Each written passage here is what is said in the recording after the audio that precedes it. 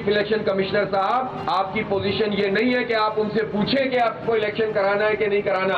आपको आइन ने यह इख्तियार दिया है, आइन की आर्टिकल 220 के तहत आप आर्मी को, एफसी को, आप पुलिस, किसी भी पुलिस को पूरे पाकिस्तान में किसी भी अस्सलामुअलैकुम, आप देख रहे हैं एक्सपर्ट्स और मैं हूं आपके साथ एमन चौधरी। आज के हमारे इस प्रोग्राम का हिस्सा है अयाज खान साहब, आमिर इलियास राना साहब, फैसल हुसैन साहब और ब्रिगेडियर रिटायर्ड हारिस नवाज साहब, और हमें साथ हासिल रहेगा मोहम्मद इलियास साहब का। नाजरीन, बात करेंगे सिंध सरकार की जेहते मुसलसल आखिर रंग ले आई है और कराची का बल्दियाती इलेक्शन एक बार फिर से मुलतवी कर दिया गया है। ये इलेक्शन 24 जुलाई को होना था, ताहम सिंध में ज़्यादा बारिशें हुई और ज़्यादा पानी आया।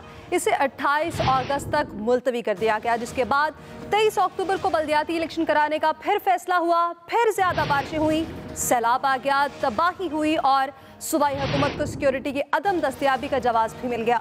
माली वसाइल देने से भी मासरत की गई और विफाक की जानिब से भी दहशत गर्दी के खदशात का इजहार किया गया और इस बुनियाद पर सिंध हुकूमत ने तकरीबन 17,000 सिक्योरिटी एहलकार मांगे, जबकि इलेक्शन कमीशन सर जोड़ कर बैठा और विफाकी हुकूमत को सिक्योरिटी देने की हिदायत की गई। तमाम वजारत दाखिला ने सिक्योरिटी देने से भी मासरत कर ली, जिसके बाद आज इलेक्शन कमीशन ने कराची का बल्दियाती इलेक्शन गैर मुअय्यना मुद्दत तक के लिए मुलतवी कर दिया है। लेकिन यहाँ ये बात काबिल ज़िक्र है कि सिंध पुलिस बल्दियाती इलेक्शन के लिए तो दस्तयाब नहीं, मगर वो पीटीआई का मुमकिन लॉन्ग मार्च रोकने के लिए इस्लामाबाद ज़रूर पहुँच गई है और मशकों में भी मसरूफ़ दिखाई देती है। बल्दियाती इलेक्शन के इल्तवा पर पीटीआई और जमात इस्लामी का भी शदीद रद्द-ए-अमल सामने आया है। जमात इस्लामी ने खबरदार किया है कि ऐसे नहीं छोड़ा जाएगा, अपना हक छीन कर लेंगे, इसलिए सुप्रीम कोर्ट में भी जाएंगे। और इसी मुनासबत से हमारे प्रोग्राम का आज का पहला और बड़ा सवाल, कराची बल्दियाती इलेक्शन का तीसरी बार इल्तवा की वजह वसाइल की अदम दस्तयाबी है या फिर सिंध गवर्नमेंट इलेक्शन से राह फरार इख्तियार कर रही है? फैसल साहब, आपकी जानिब आना चाहूँगी। आप कहिएगा कि क्या वजूहात हो सकती हैं, तीसरी बार इलेक्शन मुलतवी हुए हैं, ऐसा क्यों हो रहा है? असल में मुल्क के जितनी ताकतवर जमातें हैं ना, वो इस बात पे मुतफ़िक हैं कि हमने इख्तियारात जो है निचली सतह पे मुंतकिल करने ही नहीं है। मुझे बिलावल साहब कहते हैं ना कि जब ज़्यादा बारिश होती है तो ज़्यादा पानी आता है, इसी तरह जब आदमी के पास ज़्यादा ताकत होती है तो उसका वो ज़्यादा इस्तेमाल करता है। तो इस पीपल्स पार्टी के पास क्योंकि बेपनाह ताकत है और ताकत आए चली जा रही है, तो उसका इस्तेमाल भी वो बड़े बेदरेग तरीके से कर रही है। कोई नहीं बोलता इस मुल्क के अंदर बल्दियाती इलेक्शन कराएं कि जमहूरियत पे शब खून मारा गया। कोई नहीं बोलता इस मुल्क के अंदर कि बल्दियाती इलेक्शन ना कराएं तो आइन तोड़ दिया गया। कोई नहीं बोलता कि जमहूरियत का कत्ल हो रहा है। कोई नहीं बोलता डिक्टेटरशिप की कत्ल, लेकिन सब मुतफिक है कि हमने नहीं करवाने इलेक्शन। नई इख्तियारात को जो है वो निचली सतह पे एक आम इंसान को जो है वो हमने मुंतकिल करना है। और आइंदा भी 3 महीने बाद जो होगा भी इनको 2023 तक खींचना है, नहीं करवाना। खौफ है ये इलेक्शन, कोई उसका सिक्योरिटी का इशू नहीं, खौफ है कि कोई और जीत जाएगा, किसी और की जीत का खौफ है, अपनी हार का खौफ है। तो ठीक है, 2.5 साल के बाद आपने इलेक्शन करवाने का ऐलान किया था, वो भी आप किसी तौर पे करवाने को तैयार ही नहीं है। वो कह रहे हैं कि इत्यादी नाराज है। इत्यादी नाराज नहीं है, इत्यादी जश्न मना रहे हैं, मिठाइयाँ बांट रहे हैं, इत्यादियों की भी इज्जत बच गई है, सब खुश हैं, हुकूमत भी, हुकूमत के इत्यादी भी, मजे लगे पड़े सबके, नहीं जा सकते। तो जो सियासी जमातें अवाम में जाने से इतने ज़्यादा खौफज़दा हों, तो फिर आप खुद सोचें कि क्या वजूहत हो सकती हैं। लेकिन इस मसले को मुस्तकिल हल करना होगा। मुस्तकिल हल क्या है? मुस्तकिल हल ये है कि आपको ये आइन के अंदर लिखना होगा 2 बातें। एक तो बल्दियाती इदारों के इख्तियारात लिखने होंगे, फिर आपको लिखना होगा कि जब तक इस मुल्क के अंदर बल्दियाती इंतखाबात नहीं होंगे, इस मुल्क में कौमी और सूबाई असम्बली के इंतखाबात भी नहीं हो सकते। आप ना कराएं 2 दिन कौमी असम्बली, सूबाई असम्बली के इंतखाबात, जमहूरियत को खतरा हो जाएगा, जमहूरियत कत्ल हो जाएगी, डिक्टेटरशिप कायम हो जाएगी। यहाँ 2 कई सालों से इलेक्शन नहीं होते, कोई नहीं बोलता कि जमहूरियत खतरे में और जमहूरियत तबाह हो रही। पंजाब में इमरान खान साहब ने जो है वो पूरे 5 साल इलेक्शन नहीं कराया, क्या फ़र्क पड़ा? कोई पूछने वाला है इस मुल्क के अंदर, या आप कर क्या रहे हो? ہر سیاسی جماعت کا منشور اٹھا کے دیکھ لیں، پہلا نقطہ یہ ہوگا کہ ہم نے اختیارات کو جو ہے نچلی سطح پہ منتقل کرنا ہے، ہم نے عوام کو جو ہے وہ با اختیار بنانا ہے، اور عمل دیکھیں ان کا کہ ڈکٹیٹرشپ قائم کی ہوئی ہے، یہ ناسور ہے 18ویں ترمیم، ناسور ہے اس ملک کے لیے، اس ملک کو تباہ و برباد کرنے کا اس وقت سب سے بڑا سبب جو ہے 18ویں ترمیم بنی ہوئی ہے، جس نے وزیر اعلیٰ کو جو ہے وہ ڈکٹیٹر سے زیادہ اختیارات دے دیے ہیں، لیکن کوئی پوچھنے والا نہیں ہے کیوں؟ یہ اختیارات ساری سیاسی جماعتیں انجوائے کر رہی ہیں، یہ اختیارات پیپلز پارٹی بھی انجوائے کر رہی ہے، یہ اختیارات تحریک انصاف بھی انجوائے کر رہی ہے، یہ اختیارات مسلم لیگ بھی انجوائے کر رہی ہے، اور جو نہیں کر رہی ہے تو اس کو پتہ ہم نے کرنا ہے۔ خاندانوں کے اندر اور چند افراد کے اندر جو ہے وہ طاقت رکھنی ہے، عام آدمی کو طاقتور نہیں بنانا، تو اس لیے نہیں کراتے بلدیاتی الیکشن۔ دنیا میں کوئی ایک سنگل ایسی مثال نہیں ترقی یافتہ ملک کی جہاں بلدیاتی نظام نہ ہو اور اس نے ترقی کر لی ہو، کوئی ایسی مثال نہیں ہے، جب سوائے پسماندہ ملک میں یا تباہ ملک میں یا پاکستان میں آپ کو ملے گا یا بلدیاتی نظام نہیں، سب متفق ہیں۔ بالکل ایسا ہی ہے۔ بریگیڈیئر ریٹائرڈ حارث نواز صاحب، آپ کی جانب آؤں گی، آپ کہیے گا کہ جب تک اختیارات نچلے درجے پر منتقل نہیں ہوں گے تو گراؤنڈ لیول کے مسائل کیسے حل ہوں گے؟ یہ ایک دیکھیں ایمن، یہ بہت ہی ایک افسوسناک بات ہے کہ ڈیولوشن پاور کا مطلب یہی ہے کہ وہ گراس روٹ لیول ہے۔ جب ایک کونسلر کو اپنے ایریا میں وہ کونسلر ہوگا، عوام اس کو سلیکٹ کریں گے تو وہ ان کو جواب دہ بھی ہوگا اور اس کو مجبوراً کام کرنا پڑے گا، کیونکہ وہ 24 گھنٹے اویلیبل ہوگا اپنے کونسل کے ضلع کونسل، تحصیل کونسل اور یونین کونسل کے ایریا میں۔ تو یہ اس کا پرپز ہے، لیکن کیونکہ M N A MPs کے پاس پاور ہیں، they don't want to shut away their powers۔ ایک تو یہ وجہ۔ نمبر 2 ہے کہ مجھے سندھ گورنمنٹ سے پوچھنا چاہیے کہ جب بلدیاتی الیکشن آ رہے تھے، why did you send your police force to Islamabad؟ why؟ آپ اپنا سندھ کا کام کریں، آپ کے پاس سندھ رینجرز بھی ہے، آپ کے پاس سندھ پولیس بھی ہے، آپ کے پاس تمام لا انفورسمنٹ ایجنسیز بھی ہیں، اور جب اویلیبل ہیں اور پیسہ بھی اویلیبل ہے، آپ نے پولیس بھیجی ہوگی، کتنا خرچ ہوگا؟ یہاں سے وہ مفت تو نہیں گئی ہے نا، ٹرانسپورٹ بھی گئی ہے۔ سی کہ how much transport they've taken, how much effort has gone into, اور پھر لوگوں کو وہاں رہنے کا خرچ علیحدہ، ان کا ٹرانسپورٹ کا، کھانے کا، پینے کا، ان کی آئی ایس کلیم علیحدہ ہوں گے۔ تو پیسے کی کمی نہیں ہے، it's a lack of political will, اور وہ نظر آ رہا ہے کہ اس وقت پی ٹی اے کی پاپولیرٹی بہت زیادہ ہے۔ آپ کو بائی الیکشن میں بھی دیکھ لیا، 6 سیٹوں سے وہ جیت گئے ہیں، 1 سیٹ میرے خیال میں یہاں کی the last it, this is one of the factor. اس کے بعد اب اس سٹیج پہ آ کے کیا آپ نے، انہوں نے جتنے بھی یہاں پر ایجنسیز ہیں جیسے رینجرز ہے، پھر اس کے بعد پولیس ہے، اس کے بعد جتنے اور پولیٹیکل پارٹی نے، کیا ان سے کنسلٹ کیا کہ آپ کو ہمیں کیا کیا چیزیں چاہیے؟ کیا انہوں نے ریفیوز کیا آپ کو؟ نہیں کہ آپ اس سے گورنمنٹ سے لیا۔ الیکشن کمیشن عمران خان پیتا ہے، وہ صحیح کہتا ہے کہ یہ واقعی they are totally controlled by the P L N government, اور یہ ایک بڑا انفارچونیٹ، یہ بڑی امپورٹنٹ ڈپارٹمنٹ ہے۔ ملک کی سیاست، ملک کی جمہوریت، ملک کا معاشی نظام سارا اس کے اوپر چلتا ہے۔ یہ اچھی حکومت ہے، عوام کے لیے حکومت ہے، عوام کا کام کرے، جو ہم نہیں کرتے ہیں، اس لیے اس کو دیکھنے کی بات ہے۔ This is very important. I think یہ پی ٹی آئی اور یہ جماعت اسلامی یہ سپریم کورٹ پہ جا رہے ہیں، لیٹس سی کہ وہاں کا کیا رزلٹ آتا ہے۔ صحیح ہو گیا۔ عامر الیاس صاحب، آپ کی جانب آؤں گی، آپ بتائیے گا جیسے پی ٹی آئی کراچی میں بلدیاتی الیکشن کی تو بات کرتی ہے، پنجاب میں کیوں نہیں کراتی؟ بالکل کرانا چاہیے، دیر از نو ایکسکیوز، یہی تو وہاں آپ کرائیں گے، آپ ان کی پاپولیرٹی لے گئے ہیں، میرے خیال میں اب دے ول گو فار اٹ۔ اب یہ بھی بڑا انفیئر ہے۔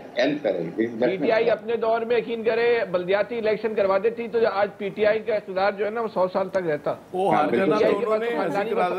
اس وقت ہار جاتے ہیں نا، ہار رہے تھے الیکشن، اب ان کا چانس ہے۔ ٹھیک ہو گیا۔ عامر صاحب، آپ کیا کہیں گے؟ یہ وجہ بنائی گئی کہ سیکیورٹی نہیں فراہم کی جا سکتی، لیکن سیکیورٹی لانگ مارچ کے لیے تو اسلام آ جا سکتی ہے۔ خلاف ہے، ان سے کیا پوچھ رہی ہے؟ مجھے تو یہ جو کراچی سے ہمارے 2 ایکسپرٹس ہیں، جن میں سے ایک تو افلاطون ہے باقاعدہ طور پہ، اور سقراط اور بقراط کا جھوٹا پی کے بیٹھ کے بلدیاتی الیکشن کا چورن بیچتے ہیں، اور ہمارے بریگیڈیئر صاحب کو صرف اس لیے اچھا لگا ہے یہ الیکشن کہ اب پی ٹی آئی جیت سکتی ہے، اس لیے پنجاب میں کرا لے۔ مطلب یہ دل کی باتیں ہیں، وہ نہیں ہے، یہ دل کی باتیں زبان پر آئی ہیں، اس لیے سر ہو سکتا ہے میں غلط ہوں، لیکن آپ نے جو بات کہی میں نے وہی کہی کہ اب تو کرا لینے چاہیے، جیت جائے گی، اور پہلے کراتے تو ہار جاتے۔ مطلب میں تو آپ کے دل کی بات کر رہا ہوں، اور اب میں اپنی بات کرتا ہوں۔ دیکھیں، یہ بالکل بنیادی روٹس ہیں جمہوریت کے، جو صرف فوجی جرنیلوں کو نظر آتے ہیں کہ یہ متبادل ہو جاتے ہیں اصل جمہوری اداروں کے۔ جمہوری اداروں نے بھی انہی کو چلانا چاہیے، چلاتے نہیں ہیں، مجبوری ہے۔ جب شہباز شریف نے بلدیاتی الیکشن کرائے تھے وہ بھی سپریم کورٹ کے کہنے پہ اور ڈنڈے پہ کرائے تھے، اور چونکہ عدالتوں کی بات ہے، احترام بھی ہے، لیکن عدالتوں نے عمران خان کے 4.25 سال ہر معاملے پہ خاموشی رکھی، لہٰذا عمران خان کو ہر معاملے میں واک اوور تھا، اس لیے وہ ناراض بھی ہیں، لاڈلے بھی نظر آتے ہیں، اور وہ کہتے ہیں کہ مجھے پہلی سی محبت چاہیے اور ہر ادارے سے چاہیے ہے، جیسے پہلے سرو کیا جا رہا تھا اسی طرح خدمت کی انجام دی جائے۔ اب جب تھوڑا بہت ادھر ادھر ہوا ہے، کوئی نیوٹرل ہوا، کوئی کچھ ہوا، اسمبلی بحال کر دی، تو دیکھیں نا وہ ججوں کو جوتیاں تصویروں پہ وہاں لگائی گی لندن میں بٹھا کے، میسج تو انہیں کو دیا جا رہا تھا کہ پھر ہم آپ کے ساتھ یہ سلوک کریں گے۔ اچھا جی، یہ ہو گیا سارے کا سارا۔ میں آ رہا ہوں بھائی، مجھے پتہ آپ کو تکلیف ہے، اس کے علاوہ آپ کے پاس ذہن میں ہے بھی کچھ نہیں۔ جہاں پہ انہوں نے کہا 18ویں ترمیم ناسور ہے، اگر یہ اس جرنلزم کو جانتے ہیں تو جب 18ویں ترمیم نہیں تھی تب بھی بلدیاتی ادارے موجود تھے، اور جو بھی اختیارات تھے ان سب کو صوبائی حکومتیں ہی کنٹرول کرتی تھی۔ جب چاہتا تھا وزیر اعلیٰ ان کو انڈو ہر ڈسٹرکٹ میں کر سکتا تھا، یا آپ اٹھا کے بیٹ لگا لیں۔ فواد چودھری کے ٹویٹس اٹھا لیں، وہ صرف سندھ گورنمنٹ پہ آئین کا آرٹیکل بلدیات کے حوالے سے کہتے تھے یہ اپلائی کر دینا چاہیے، لیکن جب انہی سے وہیں ٹویٹ پہ پوچھا جاتا تھا جناب پنجاب کے بارے میں کیا خیال ہے، وہ سی کرتے رہ جاتے تھے، جواب نہیں آتا تھا، کیونکہ وہاں کیا مسئلہ تھا، حکومت آپ کی وسیم اکرم پلس موجود تھا۔ میں اب آپ کو جنرل مشرف کے دور کا ایک واقعہ، ہم قازقستان سے اسلام آباد واپس آ رہے تھے، جہاز کے اندر رات کو میں نے ان سے کہا، میں کہ جی یہ جو آپ نے نیا بلدیاتی نظام دیا اس پہ بات ہو سکتی ہے؟ وہ کہ مجھے ڈی ایم ایس نے کہا تھا کہ آپ نے ذرا دھیان سے بات کرنی ہے، اگر کوئی گڑبڑ ہوئی تو ذمہ دار آپ ہوں گے۔ میں نے کہا جی بالکل میں بات کروں گا۔ ان سے میں نے اجازت چاہیے، انہوں نے کہا جی بالکل، ظاہر ہے کہ فوجی حکمران سے پوچھ کے ہی بات کریں گے نا آپ۔ تو انہوں نے کہا جی بالکل پوچھیں۔ میں نے کہا جی میں نے سندھ کی مثال دی کہ اس وقت سندھ میں جتنا کرپٹ ناظم بیٹھا ہوا ہے، میں نے مثال دی کہ ایک نیڈل جو کیمسٹری میں تجربے کے طور پہ 10 روپے کی خریدی جاتی ہے نا، جو جس میں وہ تیزاب شذاب ڈال کے بچے چیک کرتے ہیں، ایک ضلع میں 90 روپے کی خریدی گئی ہے، ایک میں 100 روپے کی اور ایک میں 10 روپے کی۔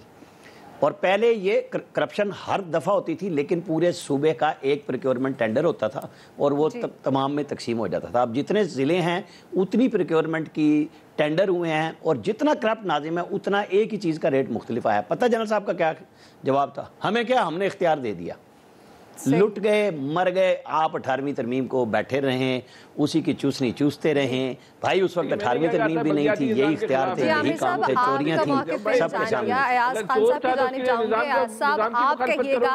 لہٰذا بلدیاتی الیکشن ہو نہ ہو کچھ فرق نہیں پڑتا۔ مخالفت کرتے ہو، کس طرح کی باتیں کر رہے ہو یار آپ؟ فیصل صاحب ارے بھائی آپ بلدیاتی کونسلر ہی خاندانوں کی غلامی سے باہر نہیں نکلتے ہو، مجھے لینا ہر وقت ہے۔ ایاز خاندان خان کی صاحب آپ غلامی، کہیے گا یار، آپ کے جنرل مشرف کی کہانی سنائیے آپ کو۔ 7 جرنلسٹ یار مشرف اچھے آدمی تھے، بہت اچھے آدمی تھے۔ یہ تکلیف اس لیے تو مرچ مسالہ نیا لگا ہے، ایک عام انسان کو بااختیار ان کے محبی اور مربی کا نام لیا ہے تو یہ چیخنے پہ آ گئے ہیں۔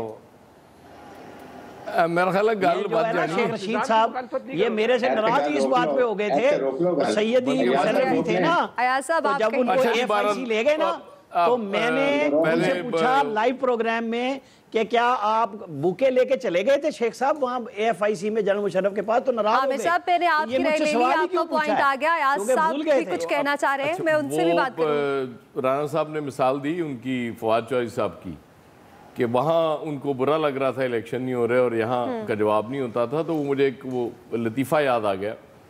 ایک ایس ایچ او سے کسی نے پوچھا کہ یار یہ رشوت دینے والا جہنمی، انہیں کہا جی 200%، اور انہوں نے کہا لینا لا، انہیں کہا جی وہ کوئی مجبوری بھی ہو سکتی ہے۔ تو یہ مسائل ہوتے ہیں، یہ مجبوریاں ہوتی ہیں، ظاہر ہے تنقید چونکہ آپ نے کرنی ہوتی ہے تو وہ خود پہ نہیں کرتے۔ پیپلز پارٹی کے سندھ میں بلدیاتی الیکشن کا مسئلہ نہیں ہے، پیپلز پارٹی کو مسئلہ صرف کراچی میں ہے۔ اس وقت ظاہر ہے جو جس لیول پہ فیم گئی ہوئی ہے عمران خان صاحب کی، اس سے انکار تو نہیں کیا جا سکتا، اور اس کے بعد جماعت اسلامی بھی بہت زیادہ پاپولر نظر آ رہی تھی بلدیاتی الیکشنز کے حوالے سے، تو اس لیے پیپلز پارٹی تو بالکل افورڈ نہیں کرتی، بالکل اسی طرح افورڈ نہیں کرتی جس طرح پی ٹی آئی افورڈ نہیں کرتی تھی اپنے 3.5 سال میں یہ الیکشن کرانا۔ اس کی وجہ یہ کہ ان کو ان کے علم میں تھا کہ جب بھی الیکشن ہوں گے ہم نے ہار جانا ہے، تو اب وہ جو بریگیڈیئر صاحب کہہ رہے تھے کہ اب ظاہر ہے وہ چونکہ ان کو لگتا ہے کہ وہ جیت جائیں گے آسانی سے، اب انہیں کوئی اعتراض نہیں ہوگا، اب وہ الیکشن کی طرف بھی جا سکتے ہیں۔ صحیح. تو مسئلہ وہی ہے کہ ہمیں سیکیورٹی نہیں ہے, وہ نہیں ہے. پیپلز پارٹی اور تو کوئی کنٹریبیوٹ کر نہیں رہی فیڈرل گورنمنٹ میں. وہ ساری گالیاں تو نون لیگ کو پڑ رہی ہیں, مہنگائی ہو جائے, وہ بجلی کے بل زیادہ آ جائے, جو مرضی ہو جائے, تو چلے اتنا کنٹریبیوشن وہ کر رہے ہیں تو یار ان کو داد دے دیں. آپ لوگ اس پہ بھی تنقید کر رہے ہیں کہ انہوں نے فورسز کیوں بھیج دی ہیں. وہ جو پتہ نہیں لانگ مارچ ہونا نہیں ہونا اس کو روکنے کے لیے انہوں نے بھیج دی ہیں, تو بالکل ٹھیک ہی ہے. کوئی تو کنٹریبیوشن ہو نا جو آپ لوگ بھی کہہ سکیں کہ ہاں یار پیپلز پارٹی نے بھی ساتھ دیا تھا فیڈرل گورنمنٹ کا, ورنہ تو ساری گالیاں بیچارے نون لیگ کے لیے رہ گئی ہیں. مطلب آپ کہہ رہے ہیں کہ اتحادی ہونے کا حق ادا تو کرنا پڑے گا نا کہیں نہ کہیں. اس سے ایک تو اپنی بچت ہو جائے گی, الیکشن نہیں کرانے پڑیں گے, ہار برداشت نہیں کرنی پڑے گی, اور پھر ساتھ آپ ایک احسان بھی چڑھا دیں گے, دیکھیں جی ہم نے تو آپ کو فورس بھی دے دی. اس سے زیادہ ہم اور کیا کر سکتے تھے, یا وہ بیان دے دیتے ہیں جب انہیں زیادہ مجبور کیا جاتا ہے. تو یہ بھول جائیں اس ملک میں میرٹ پہ اسی طرح ہوتا ہے, اور یہی میرٹ ہے اس ملک کا کہ جو چیز ہمیں سوٹ کرتی ہے ہم کریں گے, نہیں کرتی وہ نہیں کریں گے. بالکل. محمد الیاس صاحب آپ کیا کہیں گے؟ دیکھیں جی بلدیاتی ادارے تو بہت ضروری ہیں, انتخابات ہونے چاہیے اور بر وقت ہونے چاہیے. جس طرح جنرل الیکشن ہوتے ہیں اس طرح بلدیاتی جنرل الیکشن بھی ہونے چاہیے اور سسٹم بننا چاہیے. ہم نے دیکھا خود کراچی میں نعمت اللہ صاحب تھے, جماعت اسلامی کے تھے, انہوں نے اس وقت جس سسٹم سے کام کیا, پھر مصطفیٰ کمال بھی اسی وقت اس دور میں کام ہوئے. جس طرح کام سسٹم بنا, لوگ اقتدار نچلی سطح منتقل ہونے کا مطلب ہے لوگوں کے کام ہوتے ہیں. اب جو تھرڈ ایئر میں یہ نہیں جاتے, کام نہیں ہوتے, گلی محلوں میں لوگوں کی بات سنی جاتی ہے. ویسے تو آپ دیکھ لیں کون ایم این ایم پی ایک بات سنتا ہے لوگوں کی. یہ نہیں چاہتے کہ اقتدار نچلی سطح پر جائے اور لوگوں کے ان کے اختیارات, ان کے پاس پھر فنڈز نہیں آتے. اب ان کو فنڈز مل جائیں گے, 1-2 کروڑ روپیہ مل جائے گا M N A M P As وغیرہ کو اس طرح نچلی سطح پر, ورنہ پھر ان کو سارے فنڈز جاتے ہیں نچلی سطح پر, کیونکہ اختیارات نچلی سطح پر منتقل ہوتے ہیں, ڈیولپمنٹس ورک سارے ادھر جاتے ہیں. تو پھر یہ جو سسٹم ہے یہ اس پہ نہیں جاتے. اور جب بلدیاتی نظام بنتا ہے نا تو پھر اوپر سے جنرل الیکشن میں اوپر بھی بڑا نقصان ہوتا ہے. جو بڑی جماعتیں ہیں, سیاسی جماعتیں ہیں, ان کے جو توڑ جوڑ اور اس طرح جو ووٹ ہیں وہ ٹوٹتے ہیں. تو یہ اس لیے یہ سسٹم نہیں چاہتے کہ یہاں یہ سسٹم ڈیولپ کرے ملک میں. اگر سندھ میں نہیں چاہتے تو پنجاب میں تو کروائیں. ادھر تو سارا سسٹم پرامن ہے, پرامن طریقہ, فنڈز وغیرہ سب کچھ ہے, تو ادھر یہاں ہونے چاہیے. اگر یہ الیکشن پہلے کرواتے پی ٹی آئی کی گورنمنٹ تو نون لیگ کو بڑا فائدہ تھا.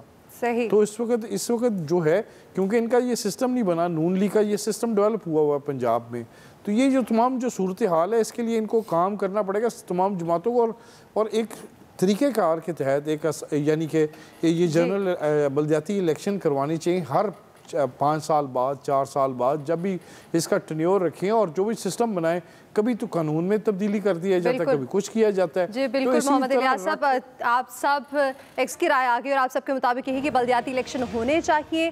آج کے ایکسپرٹ سے پہلا جو ہمارا سوال تھا اس کے حوالے سے آپ نے ایکسپرٹس کی رائے جانی. یہاں ایک بریک, اور بریک کے بعد ہم بات کریں گے صدر جو بائیڈن کے غیر ذمہ دارانہ بیان پر امریکہ کی وضاحتیں آنا شروع ہو گئیں. اس پر ہمارا سوال ہوگا کہ کیا یہ پاکستان کی کامیاب سفارتکاری کا ثبوت ہے. بریک کے بعد حاضر ہوتے ہیں.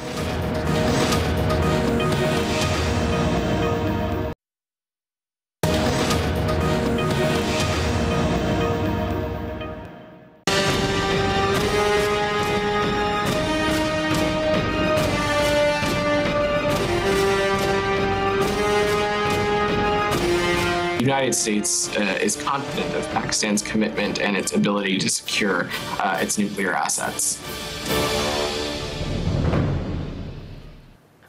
ویلکم بیک ناظرین. بات کریں گے صدر جو بائیڈن کے غیر ذمہ دارانہ بیان پر. پاکستان کا شدید رد عمل آ رہا ہے اور گورنمنٹ نے اس بیان پر امریکی سفیر کو طلب کیا, ڈیمارچ دیا اور شدید احتجاج کیا گیا. آج army chief general Qamar Javed Bajwa کی صدارت میں کور کمانڈرز کانفرنس بھی ہوئی, جس میں ملک کے nuclear command and control system پر مکمل اعتماد کا اظہار کیا گیا, اور یہ پیغام بھی دیا گیا کہ پاکستان ایک ذمہ دار ملک ہے اور جوہری سلامتی کے نظام کو مضبوط بنانے کے لیے تمام ضروری اقدامات بھی کیے گئے ہیں جو کہ بین الاقوامی طریقوں کے بالکل برابر ہے. اور امریکی صدر کے بیان پر امریکہ کی جانب سے بھی مختلف وضاحتیں سامنے آ رہی ہیں, اور پاکستان کو یقین دلایا گیا ہے کہ امریکی صدر مضبوط اور خوشحال نیوکلیئر طاقت کے حامل ملک کی حمایت کرتے ہیں. اسی حوالے سے ہمارے پروگرام کا دوسرا بڑا سوال جو کہ ہم آج اپنے ایکسپرٹس کی رائے لیں گے کہ صدر جو بائیڈن کا پاکستان سے متعلق غیر ذمہ دارانہ بیان پر امریکہ کی وضاحتیں تو سامنے آ رہی ہیں۔ بریگیڈیئر حارث نواز صاحب، آپ کی جانب آؤں گی، کہیے گا کیا یہ پاکستان کی کامیاب سفارتکاری کا نتیجہ ہے؟ ڈیفینیٹلی ایک یہ بھی ہے اور سیکنڈ یہ کہ پاکستان کا جو تمام پولیٹیکل پارٹیز کا ریئیکشن اس کو بہت سخت تھا، اور پھر اس کے بعد فارن آفس نے جس طریقے سے ان کے امبیسڈر کو بلایا اور ڈیمارچ کیا، دیٹ انڈیکیٹڈ کہ Pakistan taken it very seriously. اور یہ ایک حقیقت بھی ہے کہ پاکستان کا کمانڈ اینڈ کنٹرول جو ہے ہمارے اسٹریٹجک ایشیز کا، وہ نہایت ہی فول پروف ہے، اور یہ دنیا میں جتنی ماڈرن کمانڈ اینڈ کنٹرولز ہیں جو نیوکلیر پاورز ہیں ان سے بہتر ہے۔ اور انٹرنیشنل اٹامک انرجی کمیشن نے کبھی انہوں نے بھی بڑا اعتماد کا اظہار کیا ہے، دے ور فیل ویری ہیپی، اور ساتھ کبھی آج تک نہ کبھی لیکیج ہوئی ہے۔ اور پاکستان ایک بہت ہی رسپانسبل نیوکلیر ملک ہے، اور ہم نے کبھی غیر جو ایک رسپانسبل اسٹیٹمنٹ بھی نہیں دی ہے۔ اس کے مقابلے میں انڈیا میں ہمیں معلوم ہے کتنی جگہوں پہ انرچڈ یورینیم جو ہے وہ کتنی دفعہ بیچتا ہوا پکڑا گیا ہے، ایون نیپال کے اندر پکڑا گیا، اور اس کے اوپر کوئی پوائنٹ آف ویو نہیں لیتا۔ بڑا ہی افسوسناک بیان تھا یہ پریزیڈنٹ امریکہ کا اس اسٹیج کے اوپر، اس ویری کیئرفل۔ اور پھر نے ریئیکشن آیا پورے پاکستان سے، حکومت سے، فارن آفس سے، پھر ابھی آج آرمی سے بڑا اچھا یہ ٹائم پہ کانفرنس ہوئی اور میسج دے دیا گیا، تو کہ جی وہ بھی پروگرام ٹھیک ہے، تو ایک دم ٹھیک کیسے ہو گیا؟ یہ میرے خیال میں انڈیا کو خوش کرنے دیا گیا تھا، کیونکہ جب $450 ملین کا آپ کو F-16 کے اسپیئر پارٹ ملے تو انہیں شوروں میں گیا، تو I think they did it like this, but یہ چیزیں نہیں ہونی چاہیے۔ پاکستان ایک واحد اسلامک ملک ہے، نیوٹرل ملک ہے، اور ہمارا بہت ہی سیف کمانڈ کنٹرول ہے، اس پہ کسی کو ڈاؤٹ نہیں ہونا چاہیے۔ بالکل ایسا ہی ہے۔ ایاز خان صاحب، آپ کہیے گا کیا کہیں گے سفارتی کامیابی؟ کیونکہ اس سے پہلے بھارت نے بھی کوشش کی پاکستان کو اکیلا کرنے کی، لیکن ناکام ہوا، اور اب امریکہ کی جانب اگر یہ بیان کے بعد دیکھا جائے تو سفارتی کامیابی تو لگتی ہے۔ دیکھیں، یہ ایک ایسا بیان تھا جس کا کہ شاید یہ خود پریزیڈنٹ بائیڈن کو بھی سمجھ نہیں آئے گی کہ کیا بیٹھا ہوں۔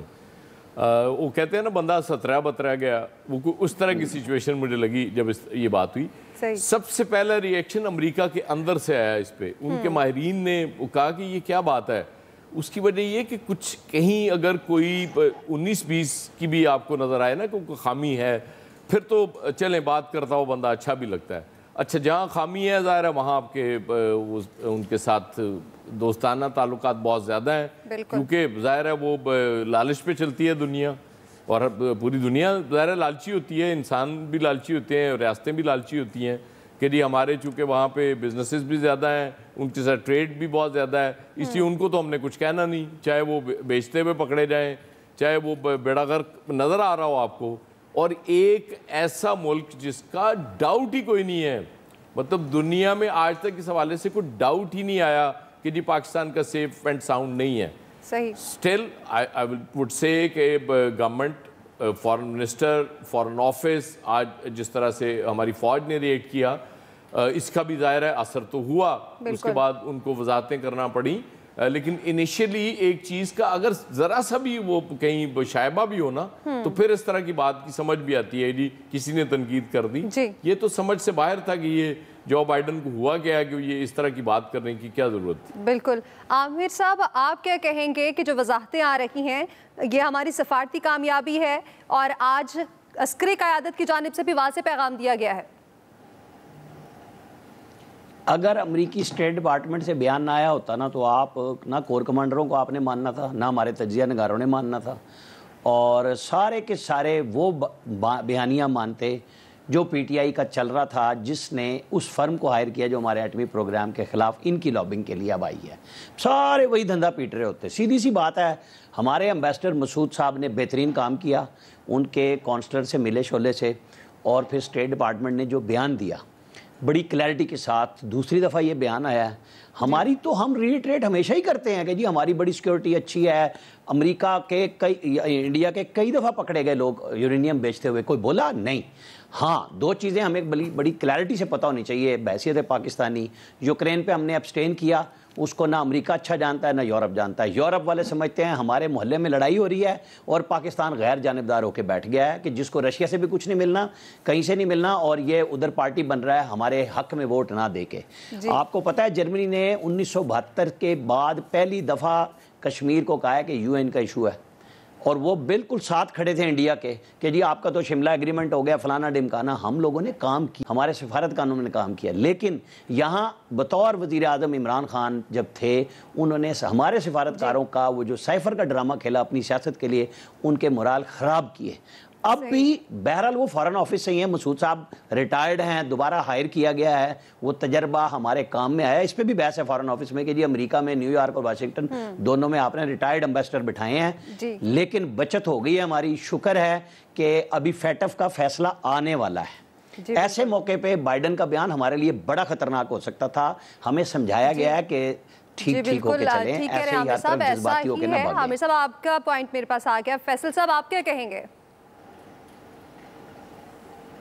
یہ بات تو ٹھیک ہے کہ جو امریکہ کے صدر نے بیان دیا اپنی کس ذہن پہ کس گمان پر یہ بات کر دی.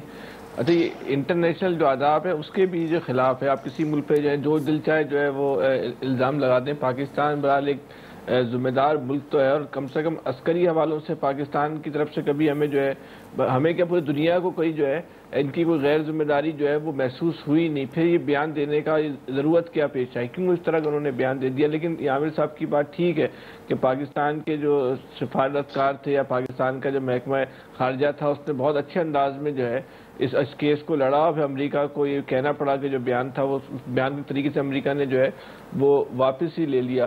یہ تو ہو گئی غیر ملکی بات. لیکن یہ پاکستان کے اندر بیٹھ کے آپ پاکستان کے اداروں پہ تنقید کرتے ہیں، تو جب باہر سے تنقید ہوتی ہے تو وہ باہر کے لوگوں کو اس کا موقع ملتا ہے. تو یہ پاکستان کے سیاستدانوں کو بھی چاہیے کہ کہیں ایسی ایک لائن ضرور کھینچیں کہ کچھ اداروں کو چھوڑ دیں کہ جس پہ وہ تنقید نہ کریں، جن کو وہ سیاسی نہ بنائے، جن پر وہ بات نہ کریں. ورنہ پھر غیر ملکی قوتوں کو، پاکستان دشمن قوتوں کو یہ موقع ملتا ہے کہ وہ اداروں پر جو ہے وہ تنقید کرتی ہیں. اور اس وقت خاص طور پہ جو موجودہ وقت میں جس طرح اداروں پہ تنقید کی جا رہی ہے اور پی ٹی آئی باقاعدہ ایک مہم چلا رہی ہے اداروں کے خلاف، یہ نہیں کرنا چاہیے پی ٹی آئی کو. اس سے غیر ملکی قوتوں کو، پاکستان کے دشمنوں کو جو ہے وہ جو طاق میں آپ کی غلطیاں پکڑنے کے ان کو یہ موقع ملتا ہے کہ وہ بھی پھر اپنی آپ کے اداروں کو جو ہے وہ اپنے ہدف تنقید بناتے ہیں. تو اس حوالے سے سیاسی جماعتوں کو جو چاہیے تھوڑی ذمہ داری کا مظاہرہ کریں. بالکل. الیاس صاحب آپ پہ کیا کہیں گے اس حوالے سے؟ دیکھیں جی اللہ تعالیٰ کا شکر ہے کہ اداروں نے بروقت اور پورے اس پر ریئیکٹ کیا، اور اس پر خارجہ پالیسی ہماری اس معاملے میں ٹھیک رہی. اور اس پر اگر اس طرح نہ کرتے تو پھر کل کسی اور نے اٹھ کے بات کرنی تھی. یہ تو ہے پاکستان کو اس لیے اپنا دفاع کرنا تھا خارجی طور پر. تو جو ہم نے دفاع اپنا مضبوط رکھا اور اس بات پر بات کی کہ جو بائیڈن کو آج اپنی بات پر وضاحت کرنی پڑی. اور یہ بڑی ایک اچھی بات ہے کہ پاکستان کا پازیٹیو امیج ہے باہر. اور پاکستان اللہ تعالیٰ کا شکر ہے کہ ہماری افواج پاکستان نے بھی اس پر بڑا سٹینڈ لیا اور یہ اس پر کام کیا، تاکہ اگر نہ کرتے تو یہ ہمارے لیے مستقبل میں بڑا منفی کردار تھا. جیسے اس بارے میں جیسے پھر کل کوئی اور اٹھ کے بات کر دیتا، انڈیا سب سے بڑا دشمن ہے ہمارا، وہ کرتے وہ تو خود پلفریج میں اس کے رہا کہ اس پر نیوکلیر ویپن وغیرہ کی، اور اس بارے میں سب کو سامنے واضح طور پر پتہ چلا. لیکن وہ ہمارا کوئی نہ کوئی دیکھتے ہیں کہ کہاں پاکستان کو ملے. تو اس سلسلے میں کہا، لیکن پاکستان کا اللہ کا شکر ہے کہ دفاعی طور پر بڑا مضبوط ہے. اور جو ہمارا جو بات کرنا چاہ رہا ہوں، بڑی مزے کی خبر نہیں آئی ہے. عمران خان کے خلاف سپریم کورٹ نے توہین عدالت کی درخواست مقرر کر دی ہے. یہ میں بات آپ کو اس لیے بتا رہا ہوں کہ یہ جناب 25 مئی پہ جو تھا نا کہ وہ درخت ویسے جل گئے ہوں گے، نظر نہیں آئے ہوں گے، یہ اس پہ سیکٹری انٹیریئر نے جا کے درخواست دی تھی. ہمیں اس کی توقع تھی آج کل میں لگنی ہے، اور ابھی عقیل افضل نے خبر دی ہے. تو یہ جو لانگ مارچ اور دھرنا دینے جا رہے ہیں عمران خان صاحب، یہ اس تناظر میں آئے گی. سپریم کورٹ نے جیسے ان کو بلینکٹ کلیئرنس دی تھی کہ وہ آئیں گے اور فلاں جگہ تک آئیں گے، اب سپریم کورٹ ہی اس کو سنے گی کہ کیسے اس کام کے اوپر ادارہ جاتی فیصلہ کرنا ہے. جی ٹھیک ہو گیا. تمام ایکسپرٹس کی رائے آ چکی ہے. یہاں وقت ہے بریک کا، اور بریک کے بعد ہم بات کریں گے شاہ رخ چتوئی کی رہائی کے حوالے سے. اور اس حوالے سے ہمارا آج کا سوال یہ ہوگا، ہم بات یہ کریں گے کہ اس کے معاشرے پر کیا اثرات ہوں گے. بریک کے بعد حاصل ہو جائے.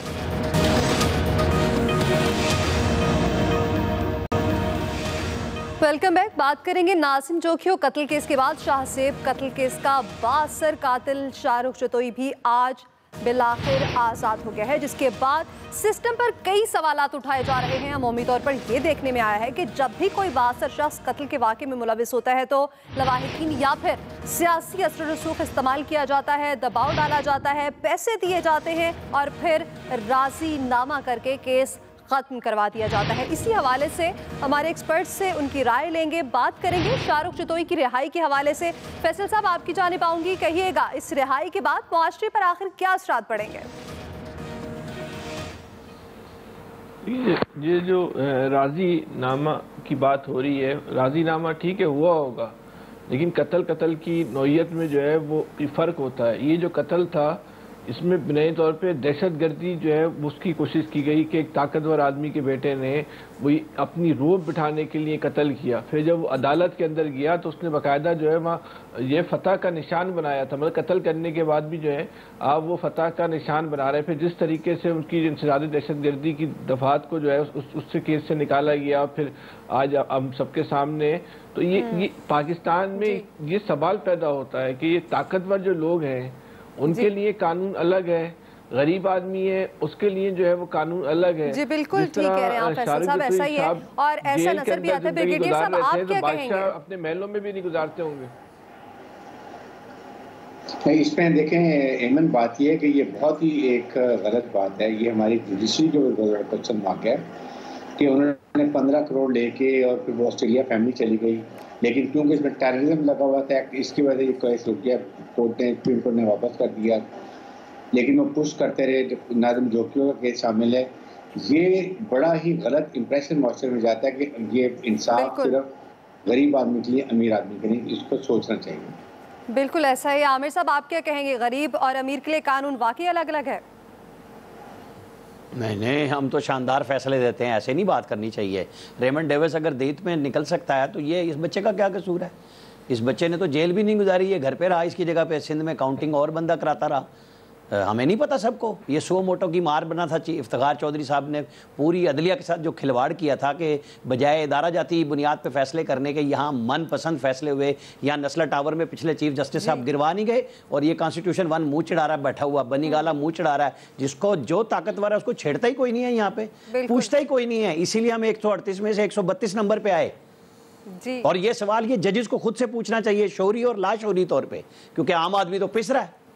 बिल्कुल ऐसा ही है, बिल्कुल आप ठीक कह रहे हैं, आम आदमी तो पिस रहा है। अयाज साहब, देखिए, मुझे इसमें अदालत का कसूर नहीं लगता। जब हम ये बात करते हैं कि करप्शन हुई लेकिन वो अदालत सबूत मांगती है, और आप किस मुआशरे की बात कर रही हैं कि उस पर असर पड़ेगा? ये मुआशरा है जिस पे कोई मजीद असर पड़ेगा?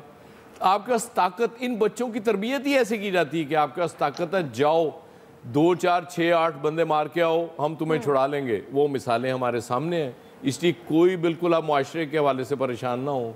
ये मुआशरा वो मुआशरा रह ही नहीं गया हुआ कि जहाँ पे कोई असर पड़ता है। सिर्फ आपके पास दियत के पैसे होने चाहिए, ताकत होनी चाहिए, और बंदा कमज़ोर होना चाहिए जिसका आपने मारा है, वो फैमिली कमज़ोर होनी चाहिए, आप आराम से छूट जाएंगे। सही हो गया। इलियास साहब, आप क्या कहेंगे, वाकई ऐसा है? देखिए जी, एक गरीब आदमी है, वो अगर साइकिल चोरी करते हैं या छोटी मोटी चोरी करते हैं, अभी कबूतर चोर बेचारे की ज़मानत मुस्तरद हुई ला रहा है, जबकि वो उसकी ज़मानत भी नहीं हो सकेगी। जबकि अमीर आदमी है, उसके लिए कोई मसला नहीं, उसके लिए अलहदा कानून है, वो अपना सिस्टम खुद डिफाइन करता है, वो दियत देगा, बाहर आ जाएगा, उसके लिए कोई मसला नहीं। उसके लिए अच्छे से अच्छा वकील होगा जो केस को फॉलो करेगा।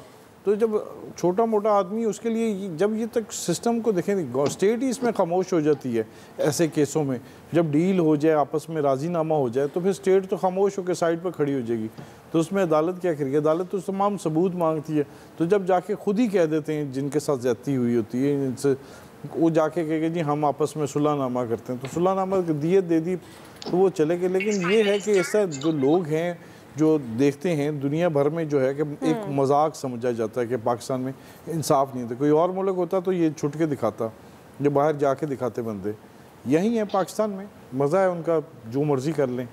जिस तरह केस देखें, एक उनकी लिमिट थी, लिमिट अगर उनकी हो गई आपस में, देखें डील हो गई आपस में, डील से सामने चले गए, लेकिन एक जुल्म तो हुआ, कम से कम मिलनी चाहिए थी उसको। बिल्कुल ऐसा ही है। आप तमाम एक्सपर्ट्स की राय हमने जानी। आप एक्सपर्ट से इतना ही फीडबैक ज़रूर दीजिएगा। अपना ख्याल रखिएगा। अल्लाह हाफ़िज़।